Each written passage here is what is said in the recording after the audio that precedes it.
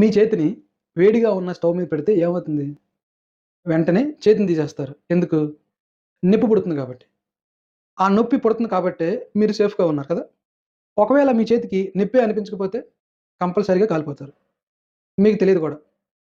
నొప్పి లేదంటే ఆరోగ్యంగా ఉన్నామని కాదు. అది ప్రమాదానికి గుర్తు. అదే విధంగా మనం పాపం చేసినప్పుడు మన మనస్సాక్షి బాధపడాలి. కానీ పెద్దల్ని అవమానించటం, పేరెంట్స్‌కి అబద్ధం చెప్పటం, ఎగ్జామ్స్‌లో కాపీ కొట్టడం, అశ్లీల చిత్రాలు చూడటం, హింసను చూసి ఆనందించటం, మల్టిపుల్ రిలేషన్‌షిప్స్‌ని కలిగి ఉండటం, సోషల్ రెస్పాన్సిబిలిటీ లేకపోవటం, ఆన్‌లైన్‌లో హేట్రేట్‌ని వ్యాపింపచేయటం ఇవన్నీ అందరూ చేస్తున్నారు. కాబట్టి ఓకే. అని నీకనిపిస్తుందంటే అది సాధారణమైన స్థితి కాదు. అది స్పిరిచ్యువల్ నమ్‌నెస్ పాపం పట్ల సున్నితత్వం పోవటం అని అర్థం.